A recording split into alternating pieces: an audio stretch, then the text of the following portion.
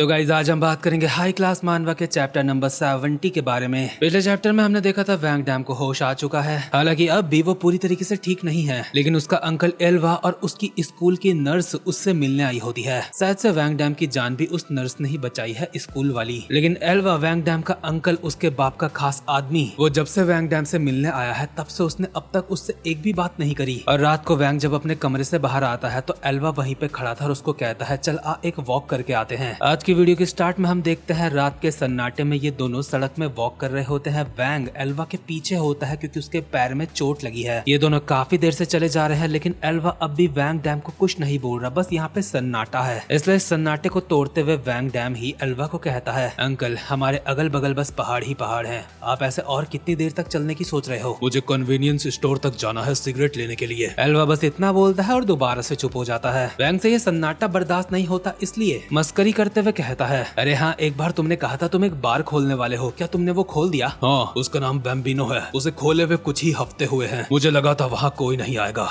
लेकिन साला वहाँ लोग कुत्तों की तरह दारू पीने आते हैं। लेकिन तुमने सच में उस जगह का नाम बैम्बिनो रखा। वैसे एक बात बताओ, मेरे स्कूल की नर्स के साथ तुम्हारा क्या चक्कर चल रहा है? अब ये मत बोलना कि तुम दोनों रिलेशनशिप में हो, है ना? मैंने सही बोलना? लेकिन इस तरह की बातें करने का एल्वा का कोई मन नहीं, वो काफी ज्यादा सीरियस है। भले ही वैंग मजाक मस्ती करके सन्नाटे को तोड़ने की कोशिश कर रहा है, लेकिन एल्वा के कंधों में जो जिम्मेदारी है वो उसके लिए बहुत ज्यादा भारी है, इसलिए वो इतना सीरियस है। और वो जिम्मेदारी अभी हमें थोड़ी देर में पता चलेगी। लेकिन अभी वैंग का दिमाग खराब हो रहा होता है इस सन्नाटे से, इसलिए एक जगह पे रुक के कहता है मेरा सच में दिमाग खराब हो रहा है, आपको जो बोलना है बोल दो ना, मुझे मारना है तो मारोगे, चुप क्यों ऐसे? पहले ही मेरे एक पैर की वाट लगी है, अब मैं और आगे नहीं आ सकता, इसलिए मुझे गधे की तरह अपने साथ चलने के लिए मत कहना। तब से यहाँ पे सन्नाटा छाया हुआ है, कम से कम इतना तो पूछ सकते हो ना कि मेरे साथ क्या हुआ? बदतमीजी से तेरा बात करने का एटीट्यूड अब भी नहीं गया। बच्चे तुझे पता है यहाँ पे तेरी गलती है, उसके बावजूद भी तू मुझसे जवान लड़ा रहा है। वो तो अच्छा हुआ तेरे स्कूल की नर्स यूजिन तुझे मौत के मुंह से वापस लेके आ गई। अबे साले तो क्या हुआ, तूने थोड़ी बचाई मेरी जान। ये साला हरामजादा, मैं इसको बहुत मारूंगा, लोग इसको हल्के में लेते हैं, लेकिन साले हरामखोर अगर मैं ना होता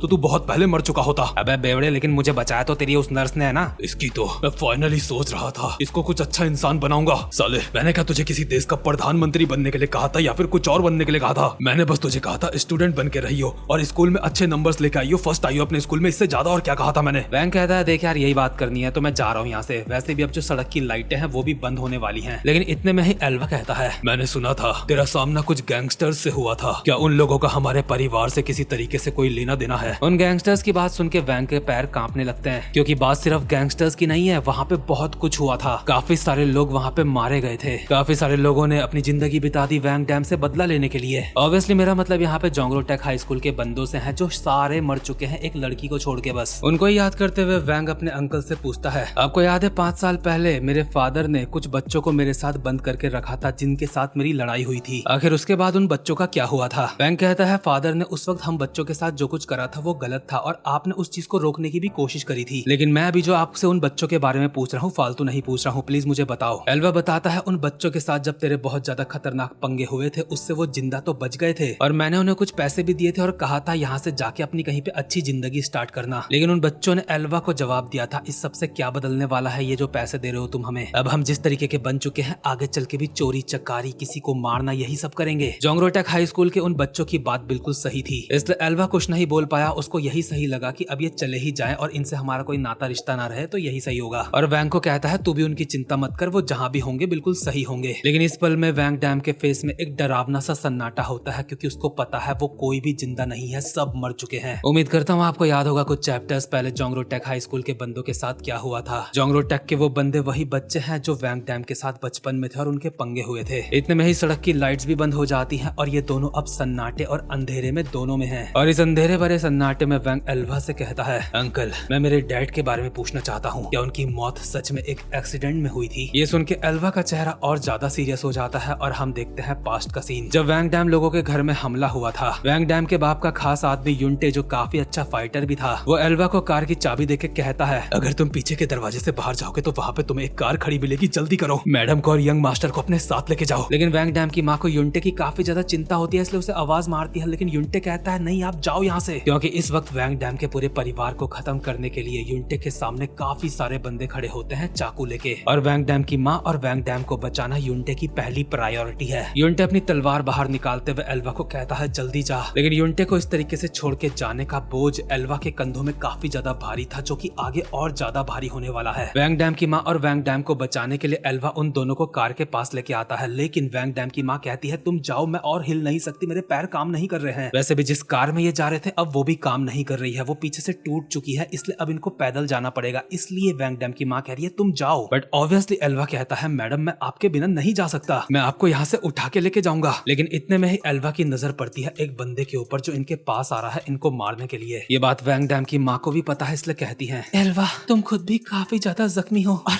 मेरे बेटे डैम मुझे माफ कर देना, मॉम ने वादा करा था वो हमेशा तुम्हारे साथ रहेंगी। बेटा आगे चल के अपने दिल की सुनना, किसी अच्छी लड़की से शादी करके अपना परिवार बसाना, मैं चाहती हूँ तुम्हारा भविष्य देखने के लिए मैं तुम्हारे साथ रहूं। लेकिन इन बातों के साथ साथ वो किलर इनकी तरफ बढ़ रहा है और वैंग डैम की मदर को ये पता है, इसलिए वो रोते हुए गिड़गिड़ाते हुए एल्वा को कहती है प्लीज लेके जाओ, कम से कम वैंग डैम को बचा लो। एल्वा ये मेरी आखिरी इच्छा है, प्लीज इसको मना मत करना। मुझे नहीं पता वैंग डैम के फादर जिंदा है या फिर नहीं, लेकिन अगर वो जिंदा है तो हमेशा उनके साथ रहना, उनकी मदद करना। मेरे बेटे डैम के लिए तुम्हें ये करना होगा। यहाँ पे माहौल काफी ज्यादा सैड हो जाता है, बेचारे एल्वा की भी आंखों में आंसू आ जाते हैं। वैंग की मदर उसको कहती है जल्दी यहाँ से जा, इसलिए एल्वा दिल पे पत्थर रख के आंखों में आंसू लेके वैंग डैम को उठा के यहाँ से भागने लगता है रोता हुआ। और ये दर्द काफी ज्यादा भारी था एल्वा के लिए, क्योंकि पीछे जो वैंग डैम की माँ अकेले छूट चुकी है, किलर वैंग डैम की माँ को उनके बालों से पकड़ के उठाता है और बहुत ही ज्यादा ब्रूटली उनको खत्म कर देता है। वो ब्रूटल सीन्स हमने पास्ट में देखे हैं, इसलिए यहाँ पे ज्यादा नहीं बताऊंगा, क्योंकि कभी कभी यूट्यूब इतना बर्दाश्त नहीं कर पाता। खैर एल्वा यहाँ से रोते रोते वैंग डैम को लेके तो भाग जाता है, लेकिन इसके 1 महीने बाद वो वैंग डैम के फादर वैंग डॉगपिल के साथ मिलके बदला लेना स्टार्ट कर देता है। जिस वक्त वैंग डॉगपिल वैंग डैम को ट्रेनिंग दे रहे थे, उस वक्त एल्वा वैंग डॉगपिल के ऑर्डर से काफी सारी गैंग्स के साथ पंगे कर रहा था अपने काफी सारे बंदों के साथ मिलके, और डेजॉन के चंगनम इलाके को अपने अंडर में ले लेता है। ऑब्वियसली ये इलाका पहले उसी बंदे का होगा जिसने वैंग डैम की मदर को मारा था। एल्वा ने काफी कम समय में वैंग डॉगपिल को काफी सारी फाइट्स जिताई थी, इसलिए यूनिटे के बाद जो मर चुका है एल्वा वैंग डॉगपिल का राइट हैंड बन जाता है। लेकिन फिर भी वैंग डॉगपिल एल्वा को डिटेल में नहीं बताते कि उनके अंदर की जो बदले की आग है वो कितनी ज्यादा गहरी है, या फिर कहें वो एग्जैक्टली किससे और कैसे बदला लेना चाहते हैं ये कुछ नहीं बताते। लेकिन एल्वा को ऐसे ही काफी सारी फाइट्स लड़ते हुए, काफी सारी गैंग वॉर्स लड़ते हुए 8 महीने हो जाते हैं और वो जेल चला जाता है, जहाँ पे वैंग डॉगपिल ने एल्वा को कहा था वो उससे मिलने जरूर आएगा। लेकिन क्योंकि वैंग डॉगपिल उससे अब तक मिलने नहीं आए थे, इसलिए वो काफी ज्यादा उदास सा लग रहा होता है। इसलिए एल्वा के साथ जो एक बंदा जेल में रहता है वो उससे कहता है एल्वा